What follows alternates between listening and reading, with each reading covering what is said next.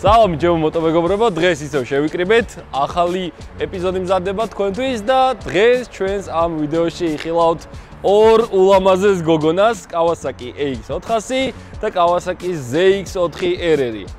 ესე იგი, ეს მოტოციკლეტი უკვე ყველა მიცით, ვინც ჩვენს ვიდეოებს თვალს ადევნებთ და რომც არ ადევნებთ თვალს AX400-ია, არაფერი ისეთი განსაკუთრებული, ყრია ნამდვილად საქართველოში ეს მოდელები ძალიან ბევრი არის, შეიძლება თქვა რომ თეთრ პრიუსებზე უფრო მეტი არის Kawasaki AX400-ები დღეს საქართველოში. არაფერი დასაწუნი არ აქვს, ამ მოტოციკლებზე უკვე რივიუ გადავიღეთ, შევადარეთ კიდეც მის ძველ წინამორბედებს. კიდევ ერთი რაღაც მინდა, თუ ინტერესი გაქვთ ამ მოდელის შედარების თავის კონკურენტებთან, როგორიც არის Yamaha R3, Suzuki GSX-ერი, 250-იანი CBR და ასე შემდეგ. მოკლედ, თუ გაინტერესებთ ამ მოდელის შედარება თავის კონკურენტებთან, დაწერეთ კომენტარში და აუცილებლად გადავიღებთ მაგ ვიდეოსაც. ეს მოდელი უკვე განვიხილეთ მოკლედ მარტივად და დღევანდელ ვიდეოში მინდა ძირითადი დრო დავუთმო Kawasaki ZX4RR-ს. მოტოციკლეტი, რომელმაც ძალიან დიდი აჟიოტაჟი გამოიწვია მოტომოყვარულებში, როდესაც გამოვიდა, როდესაც დაანონსდა მისი გამოსვლა და როცა უკვე მწარმოებელმა Kawasaki-მა წარმოგვიდგინა მოტოშოუზე ეს მოდელი. ეს არის Kawasaki ZX250-ის გაგრძელება, შედარებით უფრო მძლავრი ვერსია. და გაჩნდა უამრავი კითხვა, თუ რატომ უნდა ეყიდა ხალხს 400-იანი კუბი ამ ფასად, რა ფასით შემოგთავაზა Kawasaki-მა. პლუს მაგას იყო ძალიან დიდი გაურკვევლობა დამწყებ მოტომოყვარულებს შორის, რადგან AX400-თან შედარებით ZX4RR ღირდა ორჯერ ძვირი ფაქტიურად შემიძლია ვთქვა. ევროპაში ამ მოდელის ფასი დღემდე 10,000 ევროს აღწევს. AX400 აღარ გამოდის, უკვე AX500 გამოვიდა, შეიცვალა, თუმცა AX400 როდესაც გამოდიოდა 7,000 ევრომდე ღირდა სულ ახალი, ხოლო ZX4RR 10,000 ევრომდე. ამ კუბის მოტოციკლეტებში კი ეს ბიუჯეტი ნამდვილად ამეთანხმებით, რომ არც თუ ისე ბიუჯეტურ ვერსიად ითვლება, როდესაც სულ ცოტა დამატებით უკვე ZX6-ერი შეიძლებოდა რომ გვეყიდა. მოკლედ ჩვენ წინაშია Kawasaki ZX4RR, ოღონდ არა ერი. ამასაც მინდა ხაზი გაუსვა. ძალიან ბევრი ვერ ხვდება ხოლმე რა განსხვავება ბევრს ერთ და იგივე გონია, თუმცა დღეს ამ ვიდეოში გეტყვით ყველაფერს რა არის სხვაობა R-სა და 2R-ს შორის. ეს მოდელი წარმოდგენილია სამფერში, კონკრეტული ეს მოდელი, რომელიც არის 40 წლის იუბილესთან დაკავშირებით გამოშვებული. ზოგადად ZX4RR გამოდის შავი, lime green-ი, ანუ მწვანე ფერის, ეხა ბოლოს დაამატეს წელს უკვე კიდე რამდენიმე ფერი და 1 წლის განმავლობაში გამოუშვეს უკვე კონკრეტულად აი ამ ფერებში, რადგან იყო 40 წლის იუბილესთან დაკავშირებული ფერები და არა მარტო ZX4RR, Kawasaki-მა რამდენიმე მოდელი შექმნა, ზუსტად იგივე ფერებში და როდესაც ამ მოტოციკლეტზე დავждები, გეტყვით ჩემს დამოკიდებულებას ამ ყველაფერთან დაკავშირებით. მოკლედ, რატომ შეგვიძლია რომ ავირჩიოთ ZX4RR და არა AX400? განსხვავება არის ძალიან დიდი, აბსოლუტურად სხვაობა არის ყველაფერში. სრულიად სხვა მოდელი არის ეს. ერთადერთი ამ მოტოციკლეტთან მსგავსება აქვს წინა ფარებში, მეტი არაფერი, დანარჩენი ყველაფერი აბსოლუტურად სხვა მოტოციკლეტი არის. ყველა დეტალი გაცილებით დახვეწილი არის, გაცილებით უფრო უკეთესად არის მორგებული მძღოლზე და ამ მოტოციკლეტის ძირითადი მოთხოვნილება და შექმნის აზრი იყო ის, რომ დამწყები მოტომოყვარულები როგორმე გადასულიყვნენ ზოგადად ტრეკთან დაახლოებულიყვნენ და პირველი ნაბიჯები ტრეკზე ყოფილიყო მათი გადადგმული ამ მოდელით. როდესაც ამ შემთხვევაში უფრო ძირითადი განხილვა და ძირითადი მიდრეკილება გვაქვს იმისკენ, რომ უბრალოდ პირველი ნაბიჯები გადაიდგას მოტოსამყაროში. ამ შემთხვევაში Kawasaki-ის მთელი აქცენტი გაკეთებული ქონდა მოტოსპორტზე და რაც შეიძლება და მეტი მოტომოყვარული უნდოდა რომ გადმოსულიყო მოტოსპორტში და შესაბამისად შექმნა აი ეს ლამაზმანი. დავიწყოთ დეტალური განხილვა ამ მოდელის. პირველ რიგში დავიწყოთ ბაზით, რომელიც არის ერთი მთლიანობა, საფრეიმი არ არის მოხსნადი და თავიდან ბოლომდე არის ჩამოსხმული ერთი მთლიანობა. გვაქვს 4 ცილინდრი, იდეალური ამორტიზატორებით, რომელიც იდეალურად არის მორგებული როგორც ქალაქის პირობებში, ასევე ტრეკზე შეგვიძლია მართოთ ძალიან კომფორტულად. Quick shifter-ი გვაქვს, რაც აღსანიშნავი არის აფიც და დაუნიც. ამორტიზატორები და მუხრუჭები ძალიან კარგი არის, მისი წონიდან გამომდინარე იდეალურად ჩერდება ტრეკზე, სხვათა შორის ევროპაში არსებობს რამდენიმე ქვეყანაში სპეციალური კაფი, კონკრეტულად ეს მოდელები დადიან როგორც ვარჯიშზე, ისე ოფიციალურ ღონისძიებებზე და არის ძალიან ბევრი მოთხოვნა ამ მოდელზე ევროპაში. ნუ საქართველოში ჯერჯერობით არ არის ისეთი პოპულარული, სულ რამდენიმე მოდელი არის ZX4R-ის საქართველოში და ZX4R-იც. ნუ ძირითადად ფასიდან გამომდინარე, ვისაც ის ბიუჯეტი აქვს, რომელიც შეუძლია ღირს ეს მოტოციკლეტი, შეუძლია რომ ZX6R იყიდოს. შესაბამისად, ძირითადი აქცენტი მაინც ZX6R-ზე არის გაკეთებული, თუმცა აბსოლუტურად სხვადასხვა რამე არის. ZX6R-ის პატარა ძმა არის ნამდვილად ეს, თუმცა სრულიად სხვა გამოყენება შეიძლება მოუძებნოთ ამ მოდელს. ზოგადად ძალიან ბევრი უცხოელი მრბოლელი ვარჯიშობს ამ მოდელით კარტინგის ტრასაზე და ეს უკვე ხაზს უსვამს, რამდენად იდეალური პერფორმანსი აქვს ამ კონკრეტულ მოდელს. სამუხრიჭე სისტემა გვაქვს Nissin-ის, წინა და უკანა ამორტიზატორები გვაქვს ტელესკოპური და არის იდეალურად მორგებული ორივე შემთხვევაში, როგორც ტრეკზე ისე ქალაქში. გვაქვს TFT მონიტორი უკვე, რომელიც გვხვდება ყველგან, აბსოლუტურად ყველა Kawasaki-ში უკვე ბოლო წლებში. რაც შეეხება განსხვავებას ZX4R-ს და ZX4R-ს შორის. განსხვავება, ნუ ფასით რომ დავიწყოთ, დაახლოებით 1500 ევრომდე არის განსხვავება ფასში. ტექნიკურ მომაცემებს რაც შეეხება, გვაქვს 2 ცხენით უფრო მეტი, ვიდრე Air-ის შემთხვევაში არის. ასევე ძირითადად არის Air ვერსიები გამოსული არის მხოლოდ შავში და lime green ფერში, ანუ მწვანე ფერში.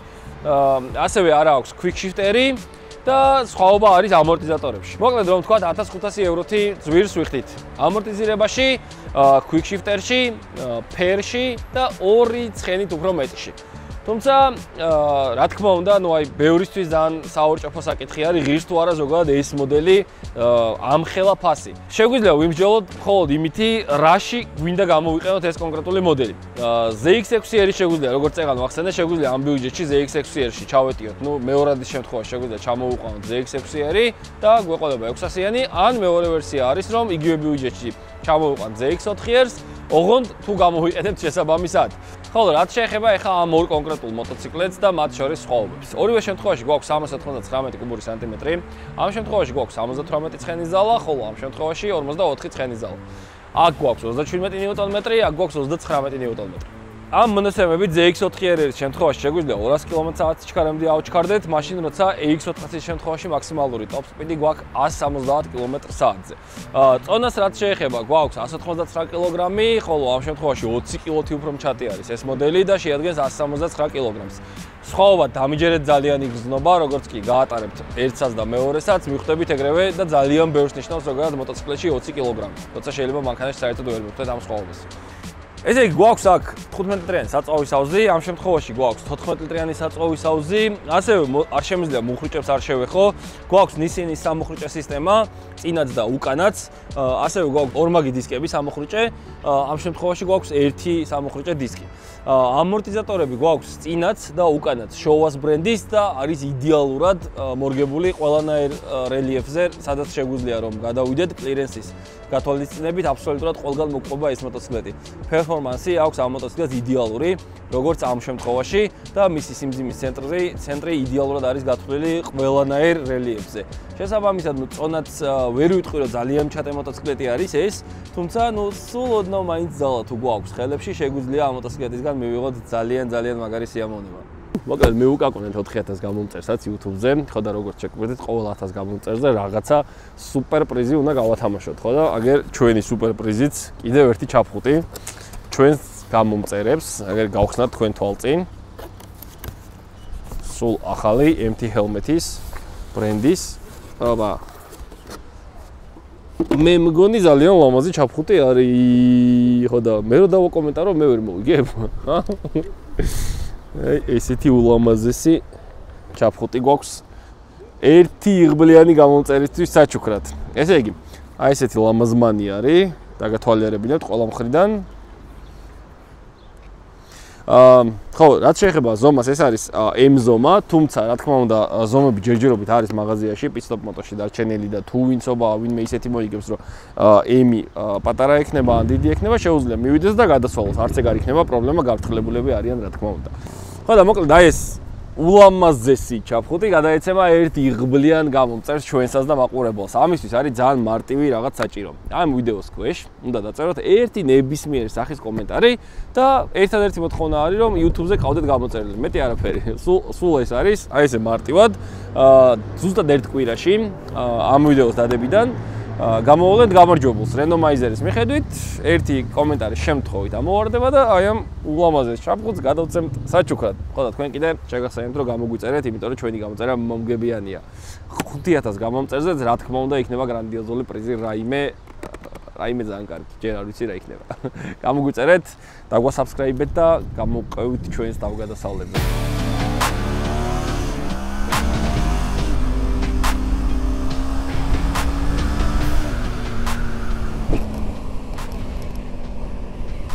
Okay, მოკლედ. რა გვაქვს აქ? ისევ AX400, ერთ-ერთი ვიდეო ჩვენ გადაღებული გვაქვს ამ მოდელზე და სხვათა შორის ზუსტად ისევ ეს მოტოციკლეტი იყო წინა ვიდეოშიც. არ გამოგვიცლია. ნუ AX400-ები რა თქმა უნდა ძალიან ბევრი არის, მაგრამ ეს კონკრეტული ჩემი ერთ-ერთი მეგობრის ნინის არის და ძალიან კარგ მდგომარეობაშია, ფაქტიურად უნაკატრო, იდეალური დაუზიანებელი მოტოციკლეტი არის და მაგიტომაც ძალიან მომწონს ეს მოტოციკლეტი და მეორეჯერ თხოვე ნინის ამ მოტოს გადაღება.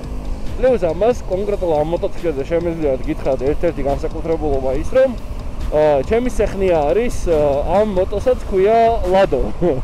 ნინიმ ჩემს საპატივცემლოდ დაარქვა ლადო ამ მოტოციკლეტს და მოკლედ ლადოთი დაგატოვოს ხოლმე ხალბატონი ნინიმ. და ძალიან ყოფილია მაგისე ძალიან ბედნიერია რომ არჩევანი ლადოზე გააჩერა. ეხლა ზოგადად AX400 რომ შევეხოთ, ეხლა წინა ვიდეოებში რა თქმა უნდა ბევრი ვისაუბრე ამ მოდელზე და ჩემმა ახლობლებმა და ნაცნობებმა ყველა მიციან რომ ამ მოტოციკლს ურჩევ ყველას აბსოლუტურად, ვისაც უნდა პირველი ბაიკი სყიდვა. დასაწყისად და არა მარტო დასაწყისად არის ძალიან კომფორტული. ნუ ვისაც გართობა უნდა, რავი, ტრანსპორტი ჭირდება, გადასაადგილებელი ან რაიმე მსგავსი, ჩვეულებრივად შეუძლია შეიძინოს და დარჩება ძალიან ბედნიერი. მოდი ორს გამოვარჩევდი ამ მოტოციკლეტის განსაკუთრებულ პლუსად. პირველი ის რომ არის ძალიან ლიკვიდური მოდელი, როგორც კი აღარ მოგინდებათ ეს მოტოციკლეტი და იფიქრებთ რომ აღარ ყოფნით და უკვე დიდ მოტოციკლებზე იფიქრებთ დრო რომ გადახვიდეთ. დადებთ და რა თქმა უნდა რეალური და შესაბამისი ფასის შემთხვევაში ერთ კვირაში ეს მოტოციკლეტი აღარ გეყოლებათ, იმიტომ რომ ძალიან დიდია მოთხოვნა ბაზარზე ამ მოტოციკლეტის. შემიძლია, ნუ ცოტა კრეხელობაში არ ჩავამართოთ იმედია, მაგრამ შემიძლია თქვა რომ ძალიან დიდი პოპულარიზაცია გავუკეთე მე თვითონ ამ მოდელს, იმიტომ რომ მართლა ღირს. ტყუილად არ გამიკეთებია ამ ხელა პოპულარიზაცია და ამდენს არ ლაპარაკობ ხოლმე ტყუილად ამ მოდელზე. თავისი ბიუჯეტიდან გამომდინარე, თავის კლასში არის შემიძლია თქვა რომ უკონკურენტო.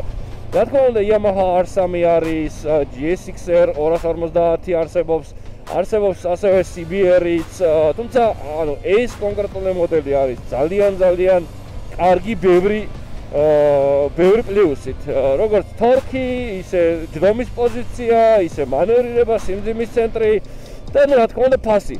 ამ ბიუჯეტში შემიძლია თქვა რომ საუკეთესო ვარიანტია მოკლედ თავის კლასში. ხოლო მეორე პლუს შემიძლია შევეხო აქვე, ეს არის მისი ფუჭებადობა. ანუ ფაქტიურად მოტოციკლი არასოდეს არ ფუჭდება. ამ მოდელების სუსტი წერტილი ერთადერთი არის ცეპლენია. იმიტომ რომ ყველა ამ მოტოციკლზე სწავლობს ფაქტიურად ტარებას და არავინ არ იცის მოფრთხილება რახან პირველად აქვს შეხება, შესაბამისად ცეპლენია ვერ უძლებს ამხელა დატვირთვას და ხურდება, შემდეგ არის გამოსაცვლელი. მოკლედ ცეპლენის გარდა ამ მოტოციკლში აბსოლუტურად არაფერი არ ფუჭდება, თუ რა თქმა უნდა მექანიკურად გარედან არ დააზიანებთ თქვენი დახმარებით, ესე ვთქვათ.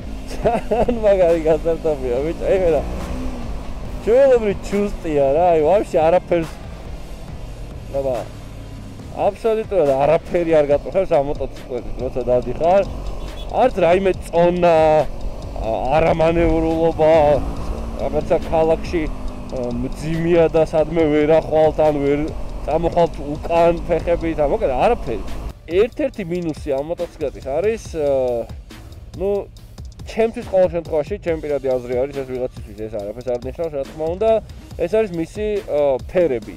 მარტივად რო თქვა, Kawasaki სულ აქვს 3 ფერი ფერთა გამაში და ყველა მოდელში ატრიალებს ამ 3 ფერს. მე ძალიან არ მომწონს Kawasaki-ის ფერები და ყოველთვის როცა ყიდულობ ახალ Kawasaki-ს, ყოველთვის მიწევს სამწუხაროდ ფერის შეცვალა, იმიტომ რომ ეს რაღაც მწვანე ფერი ხო საშილად ამაზრზენი არის ჩემი გადმოსახედიდან. ასევე ავიღოთ მოდი სპიდომეტრი, ჯერ ხო Kawasaki-მა ძლივს გვაღირსა ეს TFT მონიტორები და ძლივს დაგვდო პატივი რომ გადასულიყვნენ ამ ვერ ვიტყვი რა ძალიან მოძველებულია და რაღაცა საშინელი ამაზრდენი ვიზუალი აქვს მეთქი, მაგრამ როცა არსებობს უკვე TFT მონიტორები და ყველა გადასული არის ახალ ტელევიზორისებრ მონიტორებზე რატომაც არა რა გადადი რა Kawasaki-მა ძალიან დააგვიანა თუმცა არ შემიძლია აქვე არ შევეხო იმასაც რომ Yamaha მაგალითად დღემდე ჩვენ წათაღრიცხავდა გამოშვებული სპიდომეტრებით გამოდის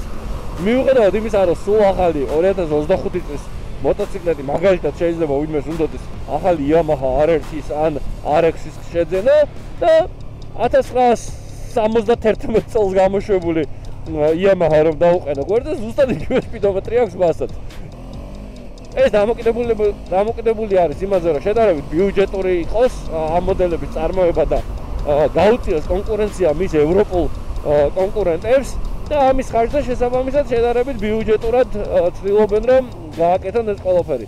თუმცა არ შემიძლია არ თქვა რომ ნამდვილად კარგად ართმევენ ზოგადად იაპონელები თავს იმას რომ თავიანთ ევროპულ კონკურენტებს გაუწიონ საღი და ნამდვილი კონკურენცია. ფასიდან გამომდინარე. რაც შეეხება ევროტურს აქვე პატარა კინოსიტყვაობას გავაკეთებ რომ ძალიან ბევრი რამე გვაქვს დაგიჟმილი შარშანებიდან განსხვავებით. წესით ბევრად უკეთესი ევროტური გვექნება არ შარშან იყო რაიმე დასაწონი და რაიმე ვერ ვქენით მეთქი ვერ ვიტყვი შარშან თუმცა წლევანდელი წელი მგონია რომ უკეთესი იქნება. წელს გვექნება რამდენიმე ტესტ დრაივი სხვადასხვა ქვეყანაში სხვადასხვა მოტოციკლეტების და ასევე ძალიან კარგი ლოკაციები სადაც გაგრძნობინებთ თავს თქვენს იქაურად. ქართულად მოგიყვებით რა სიტუაციაა, რა გარემოა და ყველაფერს მიგახვედრებთ იქაური ამბების ქართულ ვერსიას მოკლედ მარტივად რომ თქვათ.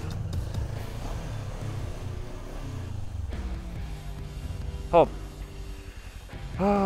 მოკლედ წავიდეთ ახლა მივიდეთ, გადავჯდეთ მეორე მოტოციკლებზე და ნახოთ აი ამ ჩუსტი ველოსიპედის, მაგრამ კარგი გაგებით ჩუსტი ველოსიპედის ძალიან მარტივად სამართავი მოტოციკლეტიდან გადავჯდეთ ახლა ისეთ ცხოველზე, როგორც არის ZX დღერერი. ნახოთ, რამდენად შეესაბამება თავის ფასს. არარეალურად ძვირი ღირს ჩემი აზრით, თუმცა ნახოთ ერთხელ მქონია ZX4R-ზე შეხება. ეს იყო იტალიაში, ერთხელ მომიწია მან ჯდომა. თუმცა იმას ვერ დავარქმევ, რომ რაიმე ვქენიან შევიგზენი ან რაიმე გავიგე მაგ მოტოციკლეტის შესახებ. ეხლა ნამდვილად მინდა რომ ვაფშე მივხვდე ზოგადად რა ტიპია და რამდენად ღირს ის ფასი, რასაც ადებს Kawasaki.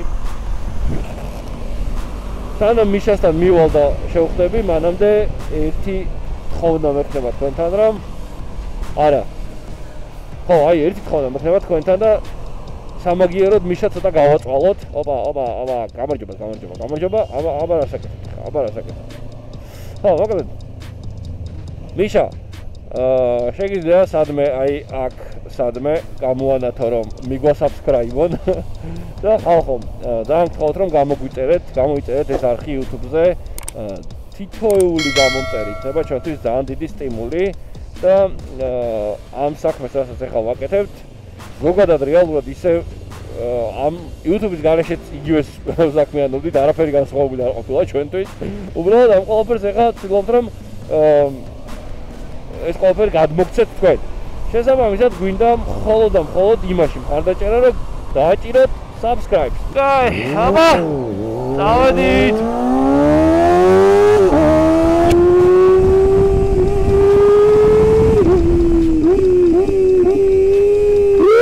Tokshoti atosi abaroti da mains ro adgulzet gaxav.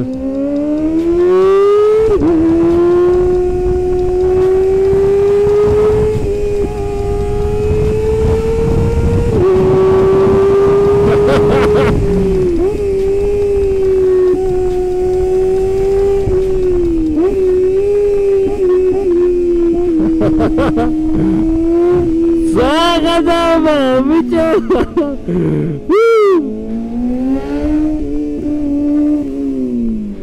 აი როგორ იზრდება გიცი? გონი არა ძალიან პატარა ბავშვია რა აი თინეიჯერობის ასაკი რო არის რა ერთი 13-14 წლის აღარ აი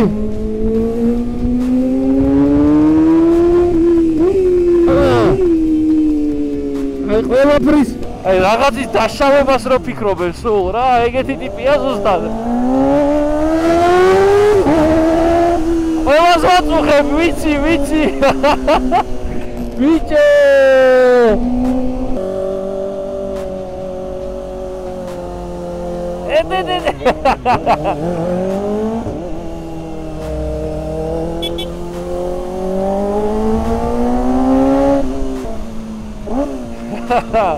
კაიჯი ძალიან მაგარია სერტოვი აი სუექსესი ხარ რა სუხოძე ხარ აბა ვიცი და ბიჭო დავай ჯაჭი დავай მიდი დროზე ოპა აი გავასწარი აი ბიჭო მაგას სახეს გავაზრო აიო სუესა და ქენებში ხარ ბიჭო ძალიან ტრანსპორტია და ძალიან კაიფია აი მართლა ველოსიპედია აი საერთოდ არ დადის მაგრამ სამაგიეროდ გაწოს შემოდებას ძალიან მაგარს იმიტომ რომ 16000 აბოროტით როცა მოძრაობ როცა გაქვს საშუალება რომ 16000 დაატრიალებინო ძრას და ზედიჯდე რა კუბატურაც არ უნდა იყოს მაინც გინდა ექშენში ხარ და სიამოვნებას განიჭებს მაინც რა quick shifter-ი გვაქვს ვერ ვიტყვი რომ იდეალურია მეთქი და ვაიმე მილიწამში რთავს სიჩქარეებს და არც არის მაგაზე გათვლილი იდეაში ეს quick shifter-ი კომფორტია ფაქტიურად შემიძლია თქვა ეს ამ კონკრეტულ მოდელს რაც ყენია მეტი არაფერი აბსოლუტურად მოკლედ ამ ბაიკის ძირითადი დატვირთვა რაც არის ტრეკი არის ჩემი აზრით იდეალური ბაიკი იქნება ეს ტრეკზე მე პირადად არ გამომიცდია ტრეკზე ეს მოტოციკლეტი თუმცა მგონია რომ ძალიან მაგარი მონაცემები ექნება და ვისაც პირველი ნაბიჯების განადგმა სურს ტრეკზე ისწავლოს ვისაც სურს ისწავლოს სწორი ტრაექტორია, სწორი დამოხრიჭება, სწორი აჩქარება აპექს მოკლედ ყველაფერი აბსოლუტურად რაც კი შეიძლება ტრეკთან იყოს კავშირში მაგისთვის არის იდეალური გამომდინარე ორი ფაქტორიდან ერთი ის რომ ნუ მაღალ სიჩქარეზე საკმაოდ კარგად გზნობს თავს მიდის ნამდვილად მაღალ სიჩქარეზე ნუ დაბლები ვერ ვიტყვი რომ ახლა ვაიმე სასწაული დაბლები აქვს მეთქი მაგრამ მაღალ სიჩქარეზე საკმაოდ კარგი ტიპია ასევე ნუ ძრავის ბრუნი გვაქვს საკმაოდ მაღალი 16000 ეს ძალიან კარგი არის ეთყობა უკვე რომ მაღალ ბრუნებზეა ძირითადად გათვლა ამ მოტოციკლეტის შემთხვევაში და რა თქმა უნდა ამორტიზატორები შოვას ბრენდი გვაქვს ორივე წინაც და უკანაც რეგულირებადი სრულად რეგულირებადი ამორტიზატორები აყენია 400-იან მოტოციკლეტზე რაც საკმაოდ იშვიათი არის და საკმაოდ კარგია მეგობრებო მოვედით ახლა აი ამ ორი ლამაზმანით და გავტესტავთ ახლა 0-დან 100-მდე რა მონაცემებს დაგვიდებს ეს ორი მოტოციკლეტი. ამ შემთხვევაში AX-ის შემთხვევაში გვაქვს 5.3 წამი 0-დან 100-მდე აჩქარებაში, ZX-ის შემთხვევაში გვაქვს 4.7 წამი 0-დან 100-მდე. ეს არის ქართული მონაცემები, თუმცა ეს ყველაფერი არის გათვლილი რა თქმა უნდა Subaru Rider-ზე, იდეალურ პირობებზე. ჩვენ შემთხვევაში ახლა მე რაც გამოვითვალე 0.6 წამი შემიძლია რომ უფრო ცუდი დრო ვაჩვენო იდეაში. ნახავ ახლა რა შედეგს დავდებ და ჩემი წონიდან გამომდინარე 0.6-ით ცუდი თუ დავდე შედეგი ნიშნავს რომ ძალიან კარგი მდგომარეობაში არიან ეს ორივე მოტოციკლეტი და ზუსტად ქართულ მონაცემებს აკმაყოფილებენ. მოკლედ წავიდეთ ახლა ნახოთ 0-დან 100-მდე აჩქარება ორივე მოტოციკლეტის.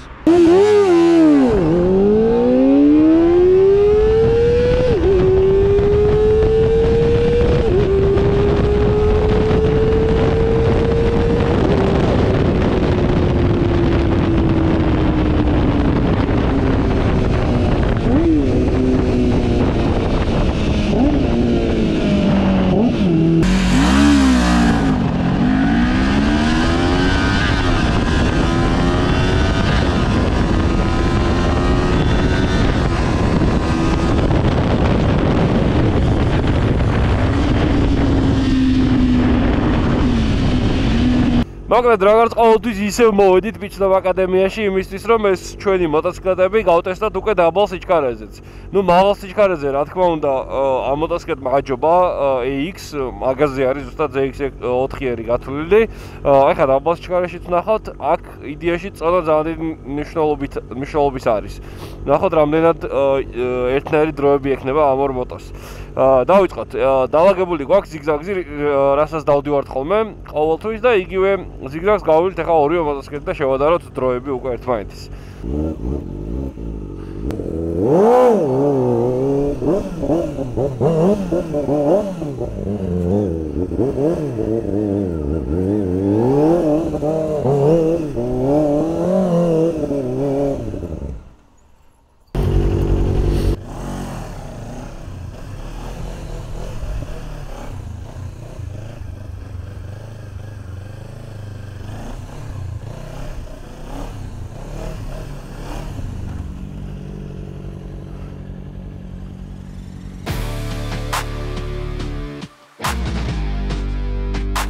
მოვურჩით, დღევანდელი დღეს დასრულდა. ეს ორი ულამაზესი მოტოციკლეტი, Kawasaki AX400 და ZX4R. გადავიღეთ. გამოცადეთ შეძლების დაგვარად ყველანაირ პირობებში. გქონდა ქალაქის რაიდი, გქონდა 0-დან 100-მდე აჩქარებაც, გქონდა სლალომში სიარულეც. მოკლედ ძალიან კმაყოფილი ვარ ორივე მოტოციკლეტით. შეფასებას რაც შეეხება, ნუ AX-ის შემთხვევაში რა თქმა უნდა 20 კილო არის სხვაობა და AX-ი 20 კილოთი უფრო მჩატე არის და დაბალ სიჩქარეზე უკეთესი არის რა თქმა უნდა. თუმცა მაღალ სიჩქარეზე ZX4R-ით აღფრთოვანებული ვარ, ძალიან კარგად შედის მოსახოვებში, ამორტიზირება მუშაობს იდეალურად, შოუას ამორტიზატორები უყენია წინაც და უკანაც ორივე რეგულირებადი და შესაბამისადაც მუშაობს ნებისმიერ მოსახოვში. მოკლედ თამამად შეგიძლიათ ენდოთ. ეს კონკრეტული მოდელი შემიძლია ვთქვა, რომ ფაქტიურად ტრეკისთვის არის შექმნილი და საგრძნობლად ამართლებს მის მონაცემებს რაც აქვს და არანაირად არ იქნებით უკმაყოფილო ამ მოტოციკლეტის შეძენის შემთხვევაში. ეს კი მისი ასე ვთქვათ პატარა ძამიკო არის, რომელიც ქალაქში შეგიძლიათ გამოიყენოთ იდეალურად, ტრეკზე მისი მონაცემებით ვერ იქნებით აღფრთოვანებულები რა თქმა უნდა, თუმცა დაბალ სიჩქარეზე, საცობებში და ქალაქის მოძრაობაში ნამდვილად იდეალური მოდელი არის და ყველა იმ ახალბედას მძღოლს, რომელსაც უნდა რომ მოტოსამყაროში პირველი ნაბიჯები გადადგას, ამ მოდელს დიდი სიამაყით ურჩევდი. ხოლო ეს შემიძლია ურჩიო მოტომოყვარულებს, რომელსაც დიდი სურვილი აქვთ პირველი ნაბიჯები გადადგან ზოგადად მოტოსპორტში, თავიანთი თავი იპოვონ ტრეკზე და მათი მაქსიმალური შესაძლებლობები გამოცადონ უკვე ტრეკის პირობებში. ეს მოტოციკლეტი იდეალურად გაძლევთ ამ ყველაფრის საშუალებას. 16000 RPM-ი არის და მისი ხმა საოცარი არის, როცა ამ ხელაბრუნზე მუშაობს მისი ძრავი. სამუხრიჭე სისტემა და ამორტიზატორები კიდევ ერთხელ ვიტყვი, რომ არის მართლაც იდეალური, მისი წონიდან გამომდინარე გაკმაყოფილებთ იდეალურად. რა თქმა უნდა, საბურავები იქნება გამოსასვლელი იმისთვის, რომ ტრეკისთვის მომზადოთ მოტოციკლეტი და შეგიძლიათ პირდაპირ შევარდეთ ეგრევე და დაადუღოთ ტრეკის მოკლედ ამ მოტოციკლეტით. საქართველოს პირობებში AX-ის შემთხვევაში გვაქვს დაახლოებით 3500-დან 4800-5000 ფასი. გააჩნია რა მდგომარეობაშია, რა დაზიანებით არის ჩამოსული და ასე შემდეგ. ხოლო ZX-ის შემთხვევაში საქართველოში ჯერჯერობით არ არის ძალიან პოპულარული და არ არის ძალიან ბევრი გასაყიდი ვერსია, თუმცა ნუ $6000-დან ზემოთ იწყება მისი ფასი, გააჩნია გარბენს და გააჩნია მდგომარეობას რა თქმა უნდა. მოკლედ არც ერთი შემთხვევაში, ყიდვის შემთხვევაში არ ინანებთ, ვერ იქნებით უკმაყოფილო ვერც ერთი ყიდვის შემთხვევაში. ძალიან დიდი მადლობა მინდა გადავუხადო ამ მოტოციკლეტების მეპატრონეებს, რომლებმაც თავიანთი სიამაყეები გვანდეს და შეგვეძლო როგორც გვინდოდა იმ პირობებში გამოგვეცადა ეს მოტოციკლეტები. დღეს ეს ეპიზოდი ამით დასრულდება, აუცილებლად შევხვდებით შემდეგ ეპიზოდში. შეგიძლიათ დაგვიწევოთ კომენტარები, რომელი მოტოციკლეტების შედარებები გაინტერესებთ, აუცილებლად გავითვალისწინებთ ამას და ერთადერთი რაც მინდათ გთხოვოთ არის ის რომ გამოგვიწერეთ YouTube-ზე, იმიტომ რომ ეს ძალიან დიდი სტიმული იქნება ჩვენთვის და გამოგყვებით ყველა იმ ვიდეოზე, რომელსაც განახებთ. ამ ყველაფერს ვაკეთებთ მხოლოდ თქვენთვის. აბა დროებით.